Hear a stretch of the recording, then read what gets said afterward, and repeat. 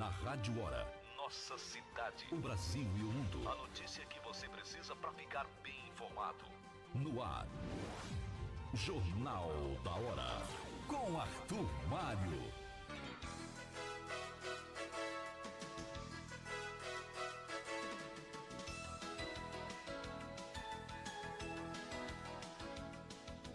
Olá, bom dia, manhã de segunda-feira, 13 de maio de 2019.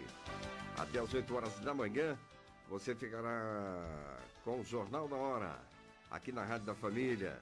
Muita informação, prestação de serviços e opinião no rádio. Com o Marco Antônio Marrom aqui na Central Técnica, a produção do Marcelo Nunes e Felipe Gotardo. Eu sou Arthur Mário e a direção geral da Rádio Hora do jovem empresário Luciano Medeiros Barbosa Rodrigues.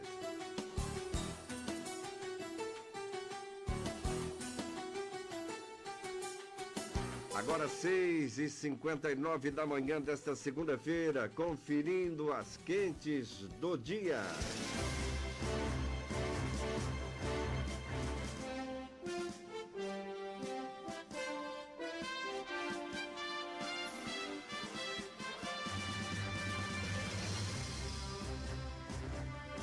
Palmeiras vence o Atlético Mineiro e assume a liderança do Campeonato Brasileiro.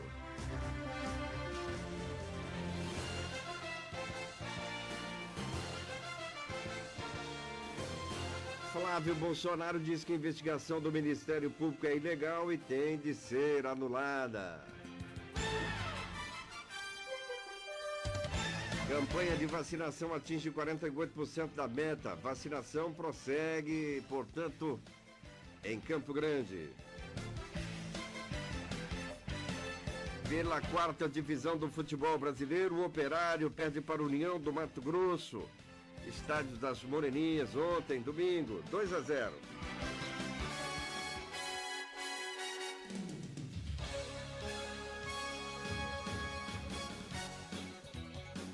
Presidente Bolsonaro diz que vai indicar ministro Sérgio Moro para a vaga no Supremo Tribunal Federal.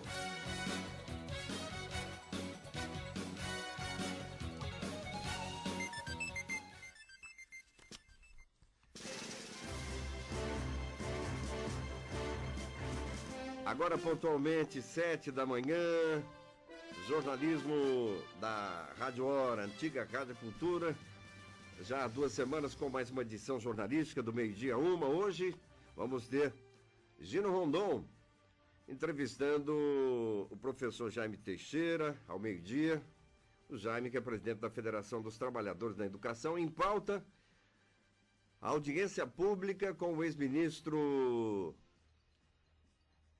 do governo Dilma Rousseff, ministro Gabas, da Previdência. Portanto, hoje, 1h30 da tarde, tem uma audiência discutindo a Previdência na Assembleia Legislativa. E no Jornal da Hora, nesta manhã de segunda-feira, nós vamos conversar com o deputado federal Dagoberto Nogueira, do PDT. Dagoberto, durante a campanha eleitoral do ano passado, fez uma declaração aqui aos microfones da Rádio Hora, quando entrevistávamos no primeiro turno, na campanha, dizendo que o presidente Bolsonaro não tinha competência para ser o prefeito nem de Jaraguari. Naquela oportunidade, uma repercussão muito forte. Aquela entrevista com ele, editada aí por alguns partidos políticos, usada em muito durante o primeiro e segundo turno da eleição. Ele é o nosso convidado desta segunda-feira aqui no Jornal da Hora. Jornal da Hora. Com Arthur Mário.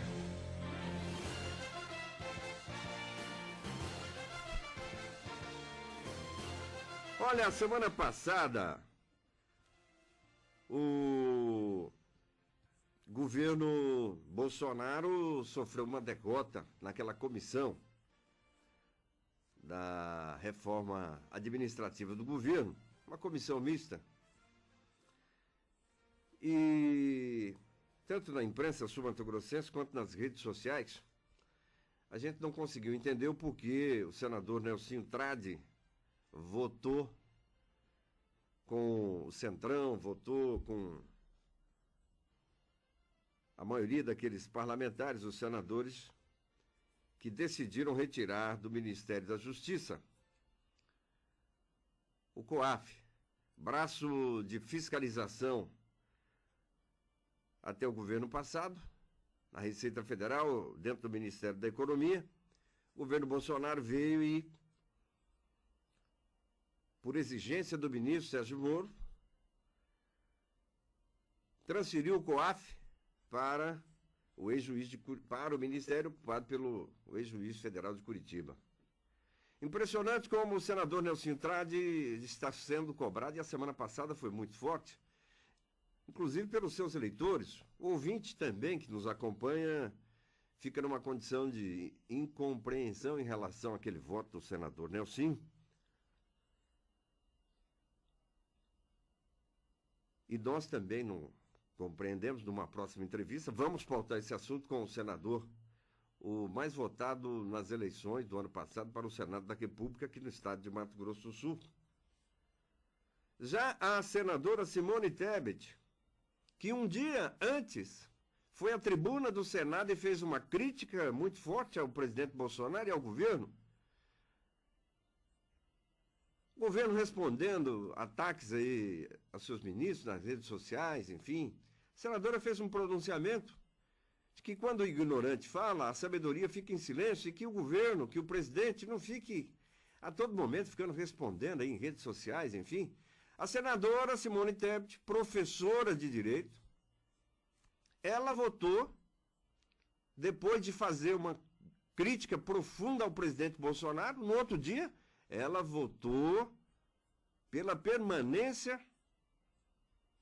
do COAF dentro do Ministério da Justiça.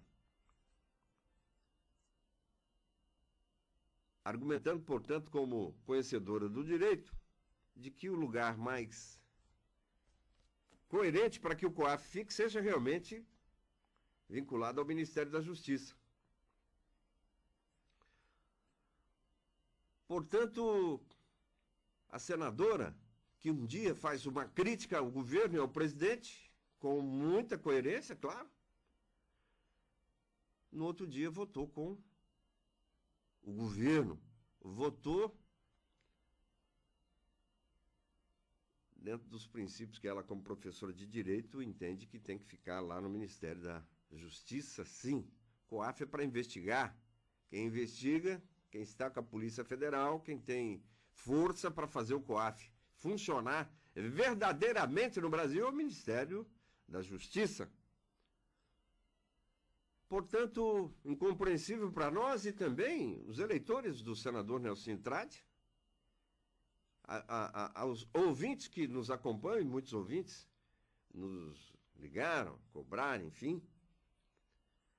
Ainda na questão dessa votação, né? Parlamentar que vota de acordo com a orientação do seu partido, parlamentar que de forma independente vota com a sua coerência, com o que pensa. O senador Nelson Trade, ele deixou claro e declarou que ele votou com muita convicção de que o COAF teria que retornar ao Ministério da Economia. Uma outra votação que chamou a nossa atenção foi do senador Randolfo Rodrigues, da esquerda, né, um dos líderes da esquerda no Senado, adversário, portanto, do presidente Jair Bolsonaro, lá nas eleições do ano passado, o senador Randolfo Rodrigues, ele votou pela permanência do COAF também no Ministério da Justiça, ou numa outra leitura, né, votou pelo Brasil, né, não que tenha votado pelo governo Bolsonaro, afinal ele é da oposição, mas o senador Randolfo Rodrigues votou nessa linha do combate à corrupção para que o COAF continuasse dentro do Ministério da Justiça. Agora, 7h07, quem sabe faz a hora. E O presidente Jair Bolsonaro, em entrevista ontem, domingo, disse que tem um compromisso com o ministro Sérgio Moro, né, para a próxima indicação à Corte Suprema, o STF, de indicar o nome do ministro, caso ele queira ocupar a vaga de ministro do STF. Declarou, portanto, em entrevista que vai indicar, portanto, Sérgio Moro ao Supremo Tribunal Federal. Um posicionamento para minimizar, né, entre aspas, a derrota do ministro Sérgio Moro naquela comissão do Senado, comissão mista, portanto, que tira essa possibilidade do governo. Há muitas lideranças, por exemplo, o senador Álvaro Dias e outros líderes independentes que não estão nem alinhados com o governo Bolsonaro, de que no plenário, né, aquela decisão da comissão do Senado, ela agora será submetida, portanto, ao plenário. E todos, né, vão votar essa matéria da retirada do COAF, instância de investigação que ficava no Ministério da Economia até o governo passado. Portanto, em entrevista à Rádio Bandeirantes de São Paulo, o presidente disse que firmou um compromisso com o ministro e que vai honrar o que foi acertado caso o Sérgio Moro queira ocupar a vaga e se for aprovado em sabatina no Senado. Olha, eu fiquei com a seguinte impressão. Falamos na semana passada e eu volto ao comentar esse assunto, de que, com certeza, se o Ministério da Justiça fosse ocupado por uma outra personalidade, com certeza o resultado dessa votação poderia ter sido bem diferente. A questão é que a personalidade do ministro Sérgio Moro e os serviços prestados enquanto juiz federal em Curitiba, ele já entrou para a história, embora seus adversários, aqueles que defendem os corruptos de terno e gravata no Brasil, queiram ou não, o juiz Sérgio Moro já entrou para a história do país, não só enquanto ministro aí, mas também como magistrado que chacoalhou a República, botou na cadeia aí, olha, um ex-presidente da Câmara, um ex-presidente da República, uma série de empresários, mega empresários, enfim, e tem força na opinião pública no Brasil, principalmente naqueles que querem um Brasil mais justo e um forte aparato de combate à corrupção, principalmente no serviço público brasileiro. 7h11. Jornal da Hora. Jornal da Hora. Previsão do tempo. Quem sabe faz a hora. Felipe Gotardo, bom dia. Bom dia, Arthur. Bom dia a todos. Ótima segunda-feira para todo mundo, né? Voltamos aí de um final de semana que não foi como esperado, eu imagino, na maioria das cidades aqui, regiões aqui de Campo Grande, eram esperadas assim as temperaturas menores, né? O frio não chegou como esperado, mas ele vem vindo aí. Os termômetros prometem continuar em queda durante toda essa semana aqui em Campo Grande e também em todo o estado, Mato Grosso do Sul. Esta segunda-feira será um dia de céu nublado em praticamente todo o estado. O sol ainda deve aparecer agora pela manhã, no início da tarde, mas o tempo nublado vai predominar nesta segunda-feira e também durante os dias da semana aí. Desde ontem o calor intenso deu uma pequena trégua e as temperaturas tendem a continuar caindo em todo o estado. Aqui em Campo Grande hoje o dia amanheceu com céu nublado e a previsão é de pancadas de chuvas isoladas no período da tarde e também no período da noite. A temperatura mínima será de 19 graus e a máxima não deve passar aí de 25 graus. Na região sul do estado, o dia também deve ser de céu nublado e nevoeiros isolados. Em Dourados, Ponta Porã e Amambai, A mínima será de 16 graus e a máxima pode chegar aí a 21 graus. Não vai passar de 25 graus na maioria das cidades, das regiões do estado também. No Pantanal, Corumbá, Aquidauana, Miranda e Porto Mutinho, a temperatura máxima não deve passar de 25 graus. Outras cidades do estado também devem ficar aí nessa média, né, mínima de 19, máxima de 25 graus, mas, como eu disse, né, o céu vai continuar nublado, o sol vai aparecer aí pouco, mas vai continuar nublado e deve seguir durante a semana. E para amanhã, a temperatura mínima pode ser de 12 graus nas cidades da região sul do estado. E aqui em Campo Grande, a mínima será de 17 graus, Arthur. E agora em Campo Grande faz 19 graus. Muito obrigado aí, Felipe Gotardo. 7 horas 13 minutos, 7h13. Agora, 7 horas e 16 minutos, o deputado federal Dagoberto Nogueira já está aqui na Central do Jornalismo conosco. Daqui a pouquinho ele chega com um bom dia, um balanço aí desse início de mandato aí, 5 meses, quase 5 meses, portanto,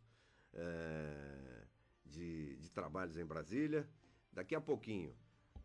O esporte agora em destaque aqui no Jornal da Hora. 7h17, bom dia, Marcelo. Bom dia Arthur Mário, bom dia deputado Dagoberto Nogueira, que já está presente aqui, Arthur Mário. O fato é o seguinte, o Operário Futebol Clube, o nosso Galo, sofreu a segunda derrota no Campeonato Brasileiro Série D. Existe aquele velho ditado, deputado, quem não faz leva. O Operário foi, buscou o caminho do gol, jogou melhor, criou oportunidades de gols, mas não converteu. Ou seja, e o que aconteceu? O Galo perdeu para a União de Rondonópolis pelo placar de 2-0. Os gols foram marcados pelo Igor e também pelo Adinil, aos 26 e 34 minutos do segundo tempo. 426 torcedores pagantes, R$ 3.940 a renda. O Anapolina é o líder com 4 pontos, ao lado do Patrocinense, também com 4. O União tem 3 e o Galo não obteve nenhum ponto ganho. No outro jogo deste grupo, o Patrocinense acabou empatando pelo placar de 1-1 com a Anapolina. O próximo jogo do Galo vai ser contra a Anapolina no próximo sábado e o União de Rondonópolis recepciona o Patrocinense de Minas Gerais. O outro representante sul-mato-grossense no Campeonato Brasileiro Série D, Corombaense, conseguiu empate com o Sinop. Foi lá no Mato Grosso, garantiu empate por 1-1. O outro jogo deste grupo, Palmas e Iporã empataram por 0-0. Sinop e Corombaense contam com 4 pontos, são líderes do grupo. O Palmas tem 1 e Iporã também tem 1 ponto. O próximo jogo do Corombaense vai ser no próximo dia 18 contra o Iporã. Corombaense, por enquanto, está bem no Campeonato Brasileiro Série D. Falando ainda do esporte regional, eu falo por último disso. Antes vamos ao Campeonato Brasileiro Série D, Arthur Mário. Seguinte, os jogos do Campeonato Brasileiro Série D tem um novo líder, o brasileiro. O Palmeiras foi lá a Belo Horizonte, derrotou o Atlético pelo placar de 2-0, assume a liderança do Campeonato Brasileiro. Outros jogos do campeonato, o Fluminense perdeu, caiu diante do Botafogo por 1-0, o jogo foi no sábado, 1-0, portanto, para o Botafogo. Corinthians não saiu do 0 contra o Grêmio, o jogo foi na Arena do Corinthians no sábado. Goiás venceu o Ceará por 2-1. No domingo, o Vasco da Gama perdeu para o Santos por 3-0. Ou o Santos derrotou o Vasco por 3-0. Falhas terríveis do goleiro do Vasco da Gama, goleiro Sidão, que foi do São Paulo. E o Vasco acabou perdendo. O Vanderlei Luxemburgo vai assumir o Vasco da Gama. Assistiu o jogo ontem da arquibancada. O Atlético Mineiro, já falei, perdeu para o Palmeiras por 2-0. O Inter venceu o Cruzeiro por 3-1. E o Avaí ficou no 0-0 com o CSA. O Atlético Paranaense venceu o Bahia pelo placar de 1-0. Fortaleza e São Paulo, jogo que aconteceu no Castelão. Primeiro confronto do Rogério Ceni com seu ex-clube, o São Paulo. Perdeu o Rogério Ceni, seu time perdeu. São Paulo 1-0. A classificação tem Palmeiras 10 pontos, Santos também 10 e São Paulo com 10 pontos ganhos. O Atlético com 9 na quarta colocação ao lado do Botafogo. Na sequência, em sexto lugar com 7 pontos, Atlético Paranaense e Flamengo. Os 4 piores do Campeonato Brasileiro são os seguintes. Na 17ª posição, o CSA com 3 pontos, o Grêmio tem 2, Avaí também tem 2 e o Lanterninha, o Vasco da Gama, que obteve apenas 1 ponto ganho. E o boxe foi atração, Arthur Mário, no sábado lá no município de Anastácio. Aproximadamente 3 mil torcedores, 3 mil pessoas compareceram na Praça do Arandu, é isso? E a presença de diversas autoridades, presença inclusive do prefeito Nildo Albres, vereadores, secretários, uma festa bonita lá. 8 lutas realizadas lá na praça, realização da Federação de Boxe em parceria com a Associação Aguilera. Presença inclusive também do deputado federal Dagoberto Beto Pereira, viu? Quase que eu troco o nome. Beto Pereira, Beto Pereira esteve lá acompanhando também esse evento de boxe lá no município de Anastácio. Daí, portanto, as informações do esporte, novo líder do campeonato é o Atlético. Aliás, o Atlético perde a liderança para o Palmeiras. Palmeiras é o novo líder, 10 pontos ganhou, Arthur Mário. Portanto, Campeonato Brasileiro e a cada temporada que passa, nós de Campo Grande, nós de Mato Grosso do Sul, no outro calendário do passado, quando o futebol brasileiro era mais generoso com o interior do país, estávamos aí, portanto, na ponta, na linha de frente, Operário Comercial, na história de um passado aí de pelo menos aí quase 2 décadas. Mas, né, a cada geração que vai chegando no esporte, infelizmente no Mato Grosso do Sul, grande parte já torcendo para os times de fora, não é? É muito triste. 7h22, você citou o deputado Dagoberto em Anastácio, mas se tivesse convidado estaria lá, né, Dagoberto? Bom dia. Bom dia, Arthur Mário, bom dia, Marcelo, é um prazer muito grande estar conversando aqui com vocês. Eu estive lá em Anastácio, mas eu fui num congresso dos índios, né, da comunidade terena, e eu participei desse congresso e fiquei quase que o dia todo lá, porque foi muitos discursos, muitas coisas que estavam na pauta, mas foi uma pauta muito importante. Deputado, olha, a cada agenda de final de semana, e às vezes é até difícil trazê-los para uma entrevista, essa sua foi marcada já há muito tempo, e você valoriza o rádio, é um daqueles parlamentares que valoriza o rádio. Tem parlamentar que gosta de ver, né, o microfone da Globo sai correndo, enfim, mas tem aqueles que valorizam o rádio, e o senhor está dentre esses que valorizem muito o veículo mais democrático, né, o rádio brasileiro. Agora, depois da campanha, né, no ano passado, nunca mais recebendo o deputado Dagoberto, e na época o senhor fez uma declaração muito forte aqui, criticando o presidenciável Bolsonaro, né? Houve manifesto lá em Jaraguari até, enfim, pró, contra, o senhor comparava ele, né, como alguém que, se fosse administrar um município pequeno como aquele, teria dificuldades. Vai se confirmando ou não?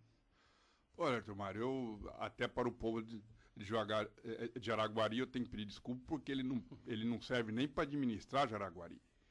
E eu disse isso na época, e eu estou repetindo hoje, e eu achei que eu só fosse fazer essa cobrança depois de 2 anos, pelo menos, de administração, mas, no entanto, eu já com 60 dias de governo dele, eu já estava cobrando.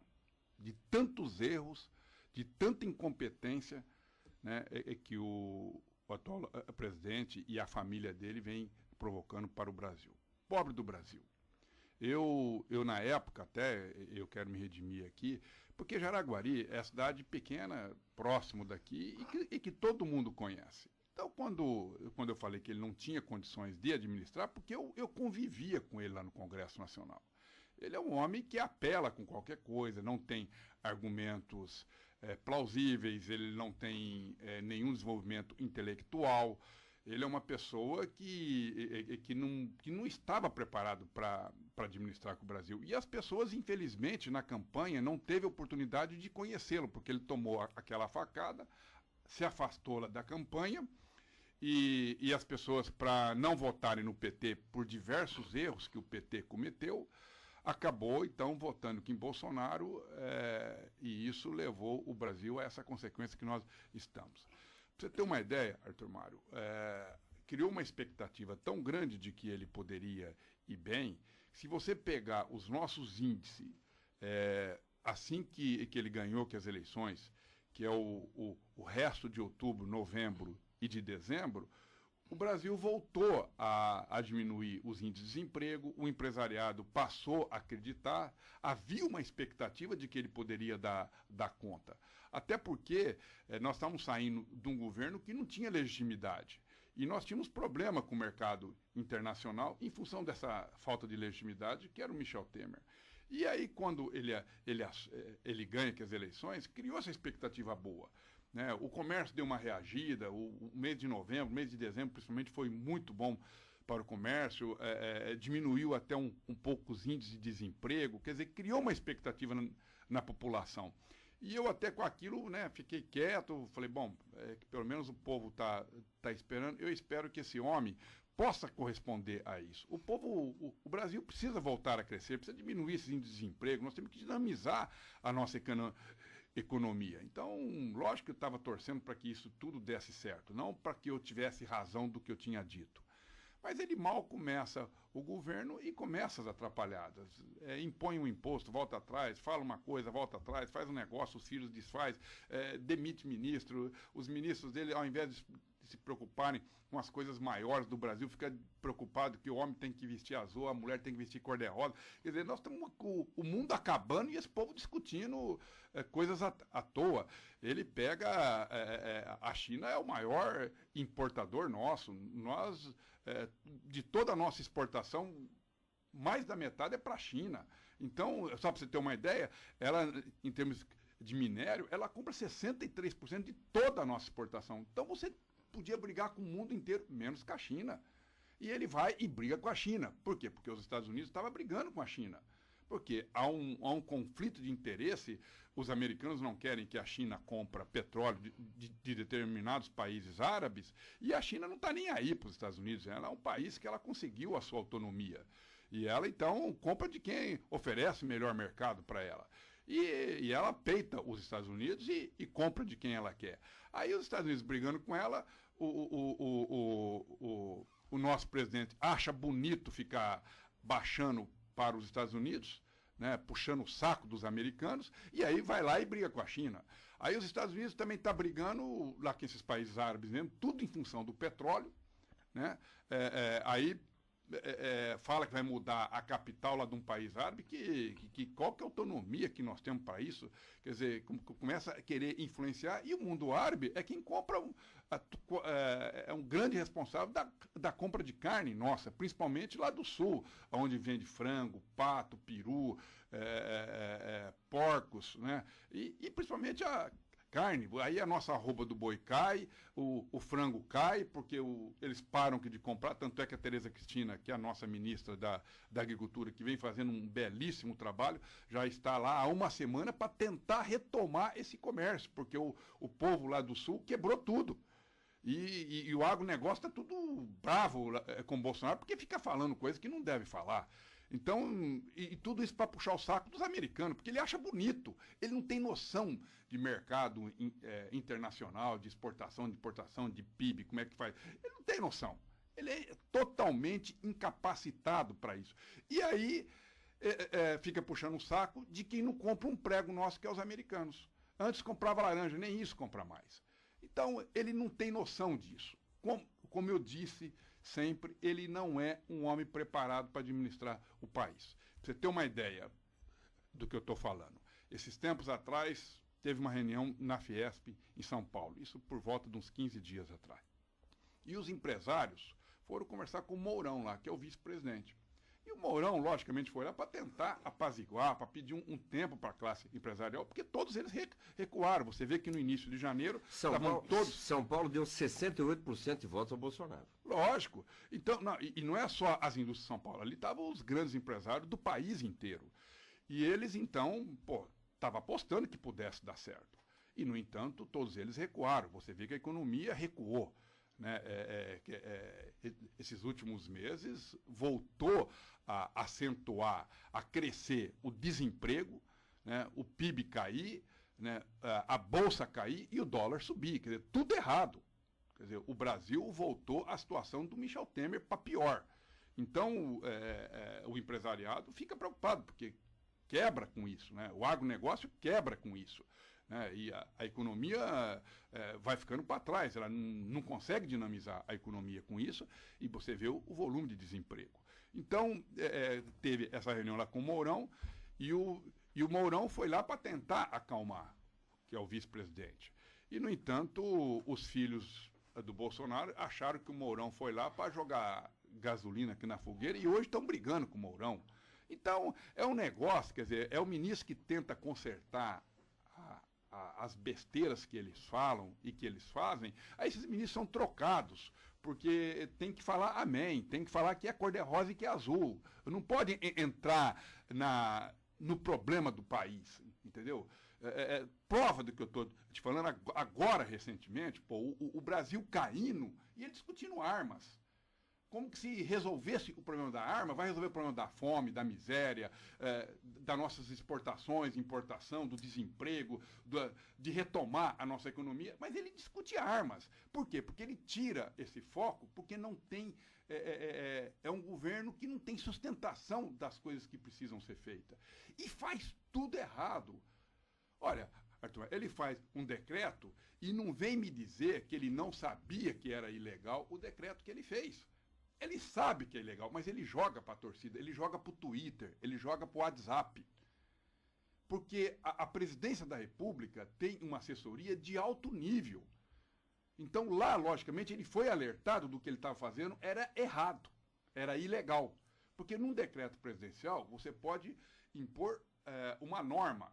Por exemplo, sobre a arma, se você vai usar ela na cintura, você vai usar ela na mão. Agora, se você vai usar a arma, quem tem que dizer isso é a lei. Ele pode regulamentar através de decreto, mas não pode nem aumentar uma lei e nem diminuir uma lei, que isso depende de uma outra lei modificando a outra. O decreto não tem capacidade para isso, mas ele faz por decreto. Ele faz para jogar para a torcida. Aí fica a discussão, mais 15 dias aqui no Brasil, se a arma pode usar a arma, se não pode, não sei o quê. E estamos esquecendo de que a inflação voltou, né, de que a bolsa não para de cair, de que o dólar não para de subir e que o desemprego tá chegando nos limites de quase 14 milhões de desempregados. Deputado Dagoberto, com a prisão do Michel Temer, semana passada, novamente, Lula tentando uma prisão domiciliar, enfim, ou seja, 2 ex-presidentes da República presos, enfim. Bolsonaro, será que na questão de administrar, de fazer a gestão, ele tem dificuldade para perder aquele discurso? Porque ele venceu em São Paulo, né? Reduto do PSDB, do Geraldo Alckmin, que não foi para o segundo turno, enfim. A votação expressiva que teve em várias e várias regiões, né? Nordeste não, mas o Sul, Centro-Oeste, região Norte. O senhor conviveu com ele, né? Enquanto deputado na Câmara. O presidente, ele, com os ministros, com a força que tem, como o deputado bem disse, pode ter uma ruptura nesse posicionamento muito de jogar para a torcida, como o senhor disse, ainda um posicionamento eleitoral, e na questão da gestão, com outros presidentes, enfim, né, a expectativa de que ele possa mudar, ou a grande missão dele de derrotar o PT e do discurso de combate à corrupção, que o reforça, a prisão do Temer reforça um pouco aquele comportamento que ele tinha, que continua. O senhor não vê sinais de alguns ministros, enfim, de que possam fazer ele mudar? Olha, Arthur, primeiro deixa eu só fazer aqui uma coisa também, que é eu falei, né, que eu estou repetindo várias vezes, eu avisei. Você lembra quando foi na época que o Michel Temer deu o golpe lá na presidência Dilma, e eu reconhecia que ela estava indo muito mal, ela errava na política econômica principalmente, e o PT fez um monte de besteira. Mas eu alertava de que a quadrilha que estava entrando era pior do que a quadrilha que estava saindo. Eu falei, vocês não conhecem o Eduardo Cunha, vocês não conhecem esse Gedel, esse Moreira Franco e o próprio Michel Temer. Esse povo, vocês ainda vão ver todos presos. E eu fui criticado por isso, porque eu sempre procuro falar a verdade e não fazer demagogia e não mentira para a população, mesmo que no momento havia aquele clamor de que tinha que mudar, que tinha que fazer isso, eu alertei. Hoje, Eduardo Cunha está preso com muitas contas na Suíça que descobriram, o seu Gedel com mais de 50 milhões em apartamentos guardados, fora o que não conseguiram achar, né? O Moreira vai ser preso também. Aliás, já esteve preso, foi solto, mas está com risco de voltar. E o Michel Temer está preso, quer dizer, foi todo mundo preso que eu falei que era bandido. Então, eu quero só recuperar isso, que é para dizer que eu não minto, que eu alerto sempre. Assim como eu alertei, não de que o Bolsonaro era um bandido ou que era qualquer outra coisa, eu disse que ele era incompetente. A dificuldade que ele teria mesmo, né? A dificuldade que ele teria de gestão, porque ele não era gestor, ele não era um homem preparado. E agora eu estou mostrando, vocês estão vendo que ele não tem condições de ser presidente do Brasil. E infelizmente, o Brasil é que paga com isso, com os nossos erros. Porque, no fundo, não é que as pessoas votaram no Bolsonaro porque acreditavam que ele podia fazer uma boa gestão. É para não dar o PT. E aí, votaram nele. Então, esses erros constantes, né, que, às vezes, o eleitor faz porque está com raiva, e aí faz... eu me lembro também aqui numa eleição municipal aqui de Campo Grande, né, nós votamos num candidato a prefeito, que depois veio prefeito, né, e que infelizmente também era uma pessoa despreparada, né, está com sérios problemas aqui na justiça, foi cassado, aí veio o vice, que era pior do que ele, e no fundo a população ficou tão decepcionada com aquilo que voltou a família atrás e que já era tradição há muito tempo aqui. Então as pessoas acabam depois ficando com medo do novo. Então o meu medo, da mesma forma que aconteceu aqui com o Bernal, e que podia ser as pessoas criarem coragem de mudarem, e ele foi muito mal, né, agora votarem para um presidente da República, porque as pessoas teve coragem de mudar, e, no entanto, o Bolsonaro pode ir muito mal. Quer dizer, eu não sei, nas próximas eleições vai dar um político já de muitos anos, porque as pessoas ficam com medo dessas experiências. Então, isso é muito ruim, né?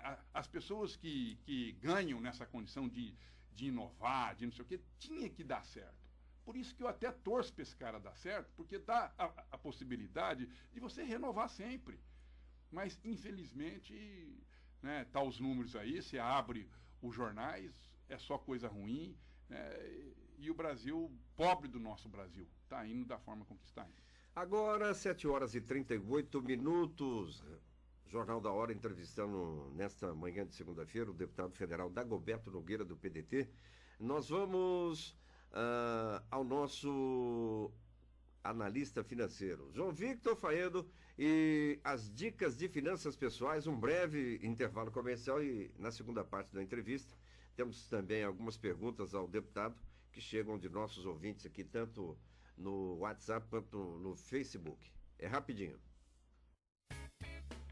Olá, ouvintes, tudo bem? Você tem o costume de fazer reservas financeiras? Olha só que interessante esse verso da Bíblia. As formigas, criaturas de pouca força, contudo, armazenam sua comida no verão. Está no Provérbios 30:25. Você já viu as formigas trabalhando? Algo admirável nelas é sua organização e preparação para o inverno.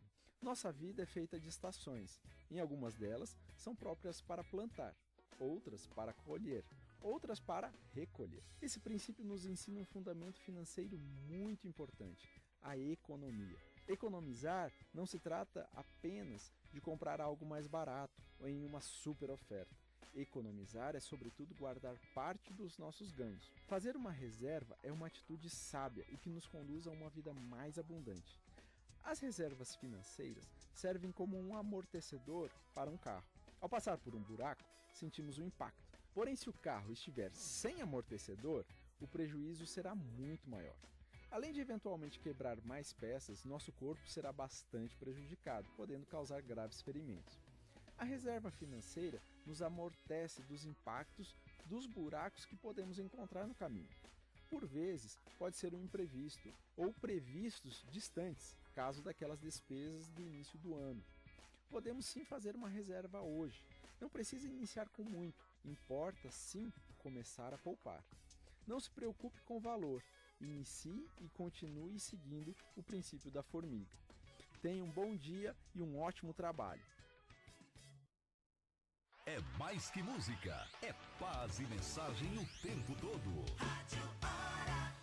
O Laboratório de Análises Clínica Oswaldo Cruz, há mais de 45 anos sendo referência em exames laboratoriais, com sala para coletas de adultos e infantis. Conta com equipe extremamente atenciosa, pronta para oferecer a você e a sua família conforto, agilidade e, acima de tudo, com profissionalismo, qualidade e segurança em seus resultados. Laboratório Oswaldo Cruz, em 2 endereços: Rua Maracaju, 937, Centro, e a nova unidade na Rua Jerônimo de Albuquerque, 1650, Nova Lima. Telefone 3383-4838 e 3355-4152. Laboratório Oswaldo Cruz, acertando nos resultados. Ei, sabia que os seus clientes também estão ouvindo a Hora FM? Vem pra cá, ligue ou mande um zap 99916-2250.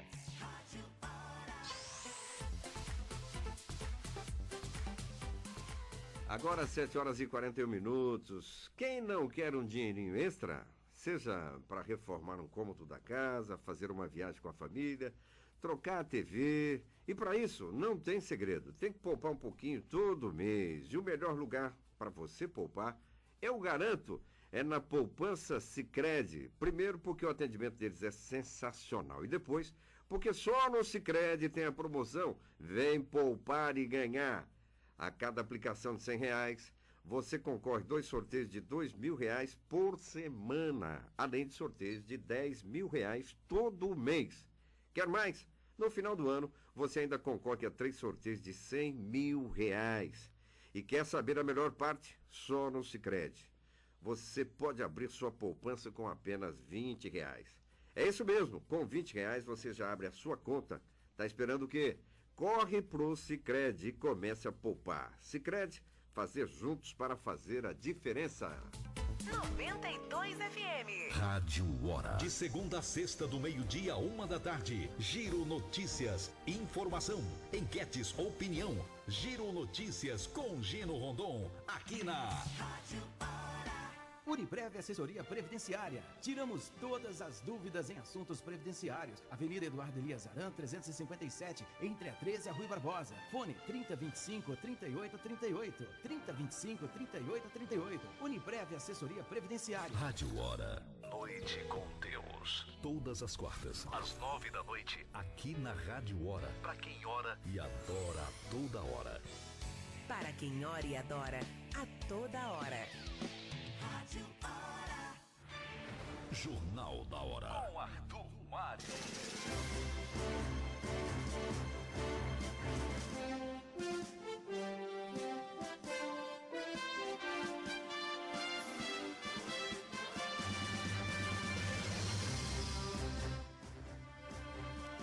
Agora, 7h43, 7h43. Para você ficar bem informado, voltando conosco, Felipe Gotardo.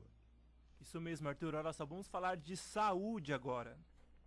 Temos a campanha da gripe aí, que tá em ação, né? A campanha nacional de vacinação contra a gripe, que provocada pelo vírus influenza, tem como público-alvo um número total aí de 232.069 pessoas aqui em Campo Grande. Dados divulgados pela Secretaria Municipal de Saúde mostra que deste total, somente 113.034 pessoas foram imunizadas até quarta-feira, dia 8, o que representa aí uma cobertura de 48,71%. A campanha segue até o dia 31 de maio. Entre segunda e sexta-feira, a vacina é oferecida nas 68 unidades básicas de saúde e de saúde da família. Nos fins de semana e feriados, as doses estão sendo disponibilizadas à população nos centros regionais de saúde, como o Nova Bahia, Aerorancho, Tiradentes e o Copa Vila 2. A maior procura é por parte dos idosos. Neste grupo, 63,98% da meta já foi atingida. Dos 80.080 aptos a tomar a vacina, 51.235 pessoas receberam as doses. Na sequência, vem as puérperas, que são as mulheres de até 45 dias após o parto, representam 56,62%, sendo 958 imunizadas, e as crianças de 6 meses a menores de 6 anos, e com 54,98% de cobertura, sendo 36.049 imunizadas. As menores coberturas estão entre os policiais civis, militares, bombeiros, membros ativos das Forças Armadas e trabalhadores da saúde.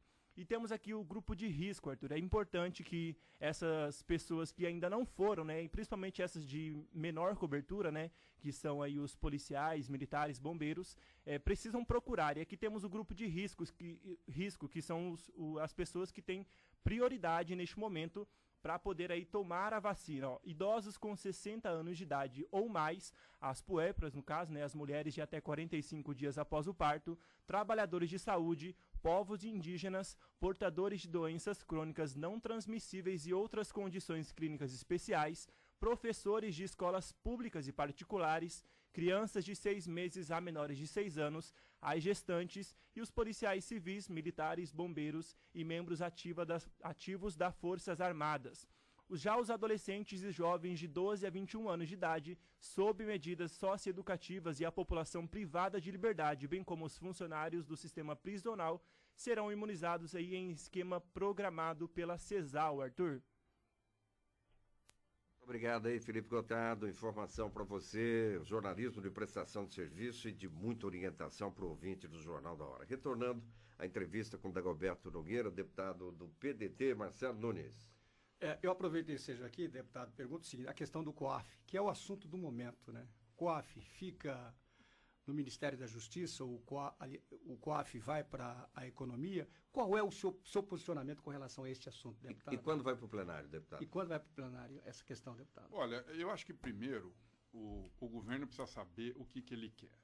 Porque, na realidade, ele tinha prometido isso para o Moro e ele queria tirá-la da economia e, em tese, estava na economia porque o COAF, ele examina essas movimentações financeiras atípicas. Então, tudo que é atípico acende uma luzinha lá e eles investigam, tem os auditores que fazem essas investigações.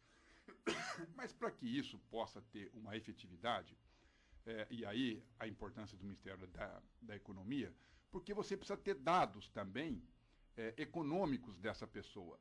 Então você tem que saber se ele tem capital suficiente para ter aquela movimentação, você tem que saber se é corriqueiro aquela movimentação, se ele tem indústrias, lojas e que faz esses depósitos com certo costume. Então em função desses dados é que acende a luzinha. Em tese, o Ministério da Justiça não teria essas informações, ele só teria em relação a esses depósitos e esses saques que poderiam ocorrer e ele investigar. E aí teria que pedir essas demais informações para o Ministério da Economia. Mas o Moro tinha esse compromisso de levar para lá. Por quê? Porque os auditores tinham tornado público a movimentação dos filhos do Bolsonaro com o Queiroz, com o Queiroz, né, que era o motorista dele, que mexeu milhões de reais, e eles queriam saber de onde vinha esse dinheiro, esses depósitos em dinheiro, tudo feito a prestação de pouco em pouco, e aí depois o próprio COAF, ao examinar, hoje tem câmera aqui nos bancos, e comprovou que ele mesmo foi quem fez os depósitos, porque via nas câmeras ele fazendo os depósitos, aqueles depósitos que você faz com envelope e joga dentro do caixa eletrônico. Então ficou materializado que ali teve um crime, então tem que ser investigado. Aí ia para o Moro. Só que também o Moro era importante vir para ele, porque essas operações, principalmente a Lava Jato, também passa muitas informações pelo COAF. Só que o governo que queria levar para lá, aí isso é o meu sentimento, eu não estou dizendo que isso é aquilo que de fato é. Mas ficou claro para mim de que o governo não teve mais interesse que isso fosse para o Moro. Porque quem votou contra e quem votou a favor de ficar no Ministério da Economia foi o governo que votou, os senadores do governo e os senadores de oposição, dentre eles, quem mais estava na mídia nacional, que era o Randolph, que era o senador Randolph, ele votou para ficar com o Moro. Então, e que é oposição, e que é oposição. A oposição votou a favor do Moro e o governo votou contra o Moro. E está aí agora o Moro, quer dizer, isso que eu estou falando é um sentimento meu, mas você tem como provar que você pega os votos. quais foram os senadores que votaram de um jeito e quais foram os senadores que votaram de outro. Isso é fato, não tem como mentir disso. Então, e o seu posicionamento especificamente? Quando for para o plenário, não, a sua posição? Aí agora vai lá para o plenário. Eu tinha com uma posição muito clara que tinha que ficar, de fato, no Ministério da Economia. Mas se essa for uma condição do Moro sair aqui do governo, eu acho que o Moro precisa ficar aqui no governo. Ele além dos nossos 2 ministros daqui do Estado, o Moro é o único ministro que tem alguma credibilidade, né,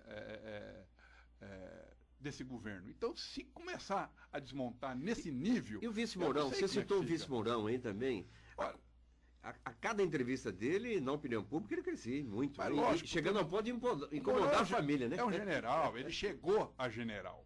Né? Ele não foi só capitão, quer dizer, ele chegou a general, então não é uma pessoa qualquer.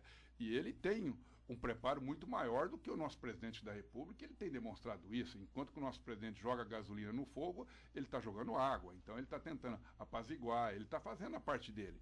Então não tem nada contra ele, não. Não é pelo fato dele ser general ou não. Eu quero pessoas que possam fazer esse Brasil voltar a crescer, voltar a ter emprego. Né? Eu quero que dinamize a nossa economia. Eu quero o Brasil forte. Né? O Brasil, quanto mais fraco, é pior para todo mundo, inclusive para mim. Bom, a entrevista do deputado Dagoberto, com muitos comentários aqui, depois passar para a assessoria dele, na nossa página do Facebook, né? Hoje o rádio para você ver e ouvir. Muita gente assistindo. Então tem muitas opiniões, há elogios ao deputado e há críticas ao deputado Dagoberto. Mas vamos então às perguntas que chegam aqui. O Elvio Vargas, ele é o presidente do Sindicato dos Eletricitários. Obrigado, Elvio, está ligado na entrevista. Deputado, como está o andamento da Previdência na comissão especial? Olha, agora que de fato vai analisar o mérito da Previdência. O próprio Rodrigo Maia tentou fazer com que ela, da Comissão de Constituição e Justiça, da CCJ, ela fosse direto para o plenário. E aí começou a ter problema com os deputados, porque todas as matérias passam pelas comissões e depois de passar, a CCJ seria a última comissão, porque ela, em tese, ela só analisa se aquilo que está sendo proposto é legal ou não, ela não entra no mérito. Então, não entraria no mérito da reforma da Previdência e já ia para plenário. Quer dizer, era um golpe que se estava dando para poder votar na marra essa reforma da Previdência. E sem as pessoas terem conhecimento do que estava. O que a oposição fez? Que, primeiro, nós tínhamos que ganhar tempo para que a sociedade soubesse o que estava sendo proposto, para poder avaliar aquilo que é bom para o Brasil e aquilo que não é. Aquilo que é bom para os trabalhadores e aquilo que não é. Então nós tínhamos que ganhar tempo. A primeira coisa foi o Rodrigo Maia percebeu que da reforma já veio o dos militares ou das Forças Armadas separada do resto da reforma. Então nós não vamos analisar nada se essa proposta também não chega junto.